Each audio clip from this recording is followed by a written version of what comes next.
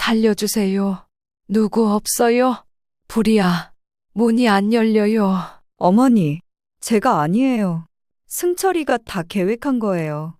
그이가 보험금 때문에 당신이 먼저 제안하지 않았어? 어머니 재산으로 빚 갚자고 한 게 누구야? 너희가 어떻게 이럴 수가? 내 피 부치가. 저희가 잘못했어요. 하지만 도박빚 때문에. 입 닥쳐. 당신이 먼저 부추긴 거잖아. 이러다 큰일 난다고 했지. 조사 결과 사전에 치밀하게 계획된 범행이었습니다. 보험금이 총 10억. 이제 너희는 더 이상 내 자식이 아니다. 안녕하세요, 여러분. 오늘의 사연은 한 어머니의 가슴 아픈 이야기입니다. 자식들의 배신 그리고 그 속에서 새로운 삶을 찾아가는 한 노모의 이야기를 들려드리겠습니다. 저는 올해 75, 홀로 된 지 10년이 넘은 김점순입니다. 전 남편이 남기고 간 시골집에서 오랫동안 혼자 살아왔습니다. 우리 집은 마당이 넓고 작지만 아늑한 곳이었습니다. 40년 넘게 살아온 이 집에는 제 인생의 모든 것이 담겨 있었죠. 1981년 봄, 남편과 함께 이 집을 처음 봤을 때가 어제 같습니다. 그때 우리는 갓 30을 넘긴 젊은 부부였어요. 승철이는 5살, 둘째는 3살, 막내는 뱃속에 있었죠. 여보, 이 집에서 우리 아이들 키우면서 오래오래 살아요. 그래. 마당도 넓으니 애들 뛰어놀기 좋겠어. 여기 감나무도 심고. 저기 텃밭도 일구면 좋겠어요. 우리 손으로 가꾼 채소로 아이들 먹이면서. 시골에서 농기계 수리점을 하는 남편은 성실했습니다. 아침 일찍 나가 늦게 들어와도 한 번도 불평하지 않았어요.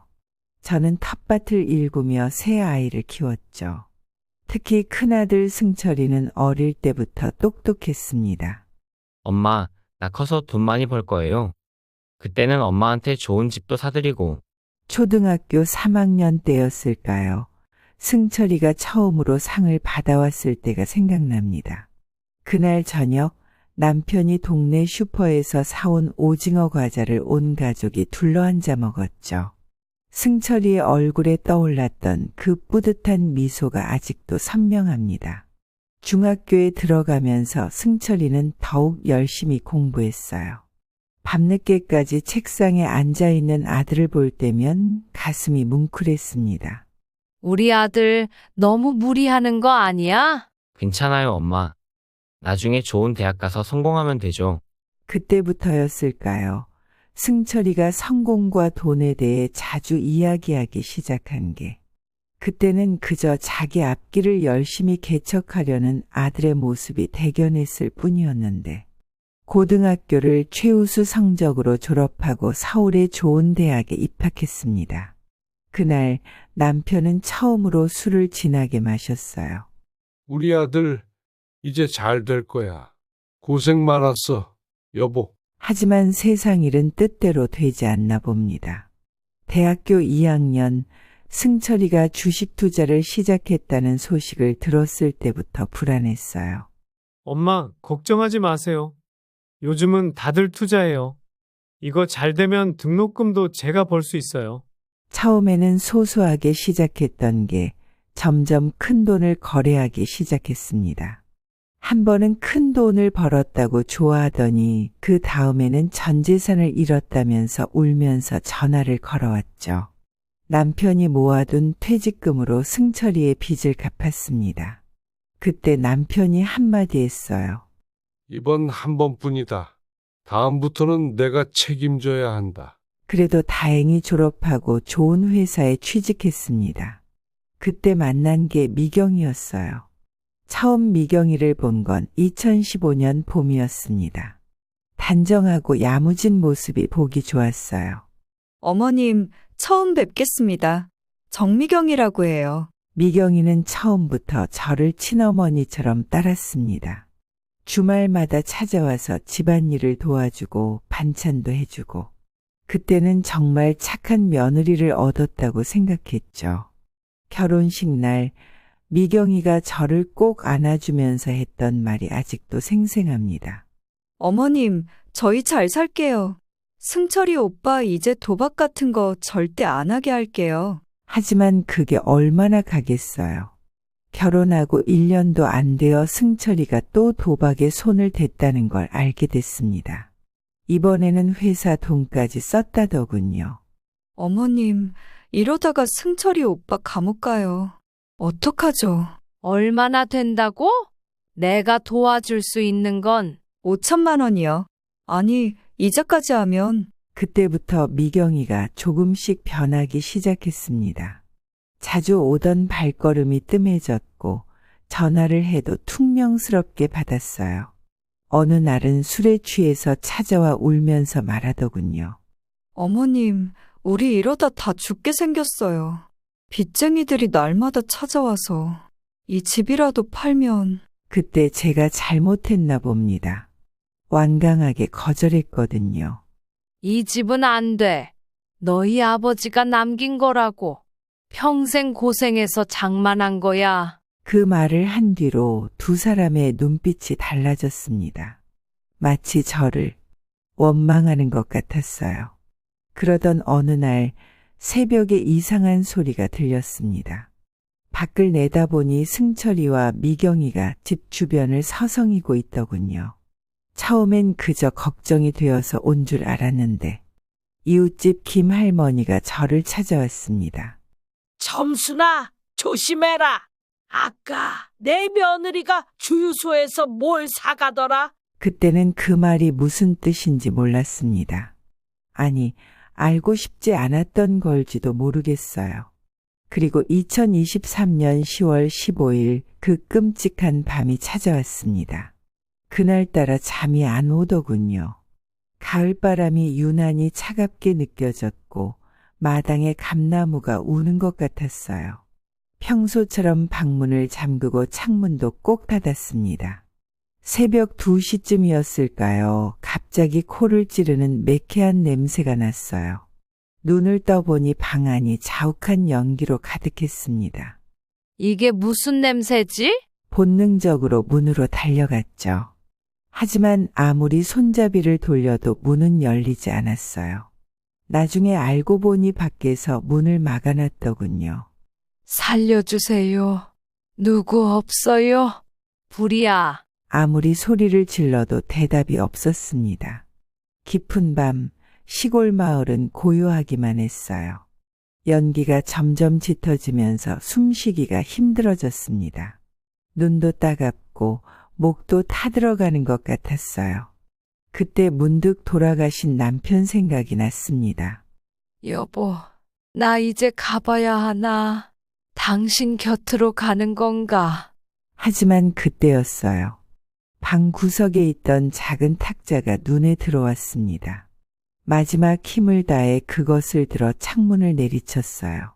쨍그랑 하는 소리와 함께 유리가 깨졌고 차가운 가을바람이 확 들어왔죠. 날카로운 유리 조각에 손이 베이고 피가 흘렀지만 그때는 아픈 줄도 몰랐어요. 살아야 한다는 일념 하나로 창틀을 잡고 밖으로 기어나갔습니다. 떨어지면서 발목을 접질렀어요. 찌릿한 통증이 온몸을 관통했지만 그것보다 더 큰 충격이 저를 기다리고 있었습니다. 멀리서 두 사람이 서 있는 게 보였어요. 불빛에 비친 얼굴, 승철이와 미경이었습니다. 마치 영화의 한 장면처럼 비현실적이었어요. 제가 살아나온 걸 보자 그들은 황급히 도망쳤죠. 내 자식이, 내 피부치가 날 죽이려고. 그 자리에 주저앉아 울었습니다. 타들어가는 집보다 더 아픈 건 마음이었어요. 평생 한시도 잊은 적 없는 내 새끼들이 저를 이렇게. 다행히도 이웃집 김할머니가 불빛을 보고 119에 신고를 했습니다. 구급차에 실려가면서도 자꾸 뒤를 돌아봤어요. 40년 넘게 살아온 집이 불길 속에서 사라져가는 걸 보는 게 너무 고통스러웠습니다.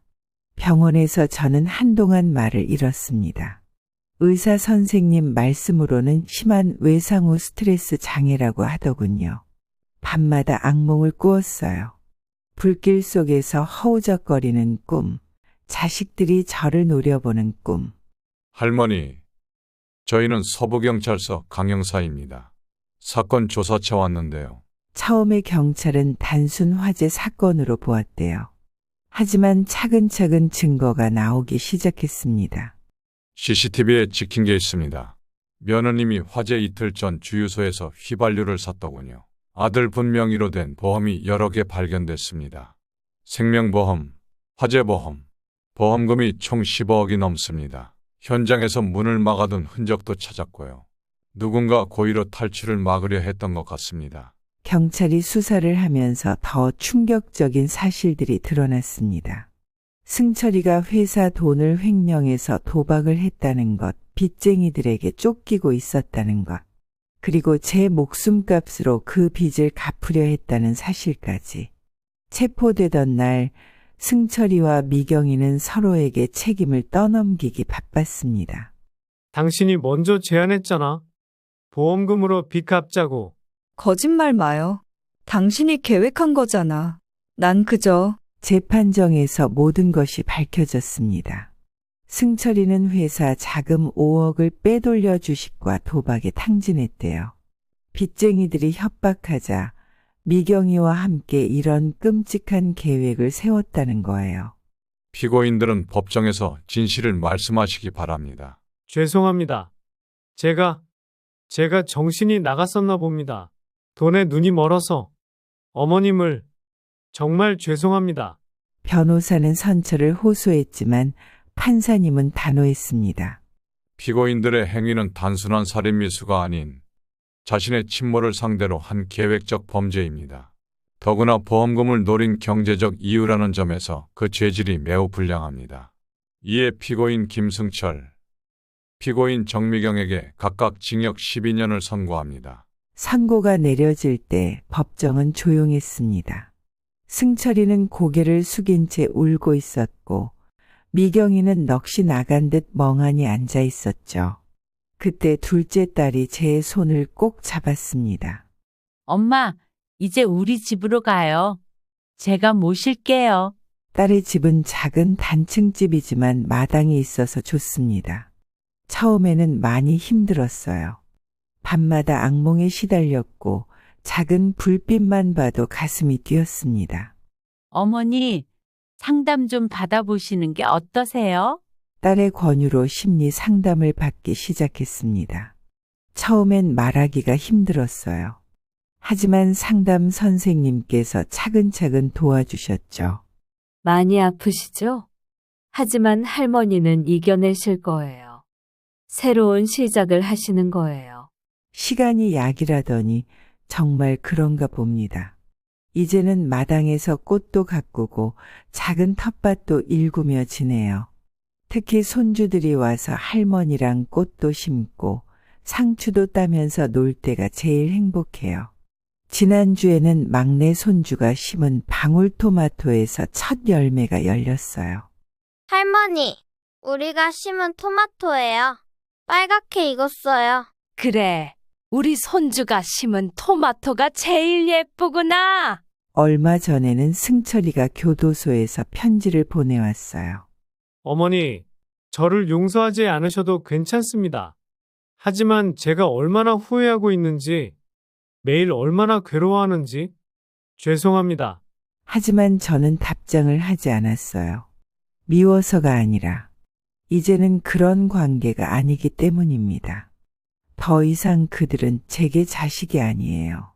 그저 지나간 아픔일 뿐입니다.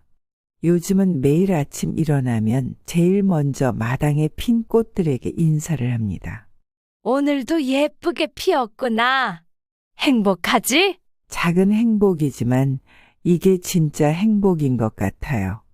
돈이나 욕심 때문에 더 소중한 것을 잃어버리는 사람들이 많은 것 같아서 안타깝습니다.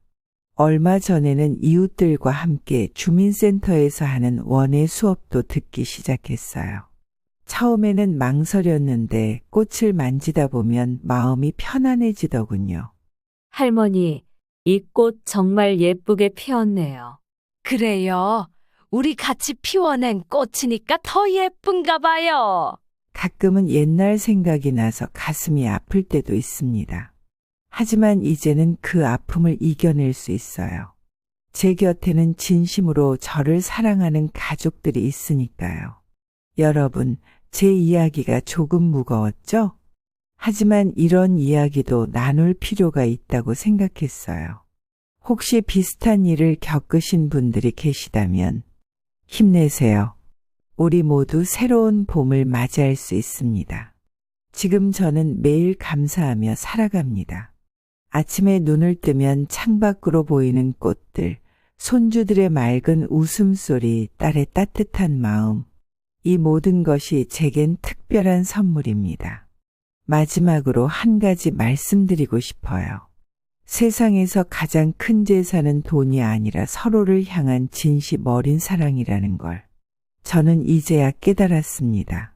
오늘 이야기 들어주셔서 감사합니다. 여러분의 하루하루에도 작지만 확실한 행복이 가득하시길 바랍니다. 구독과 좋아요는 사연 영상을 만드는 데 큰 힘이 됩니다. 다음 사연에서 다시 만나요.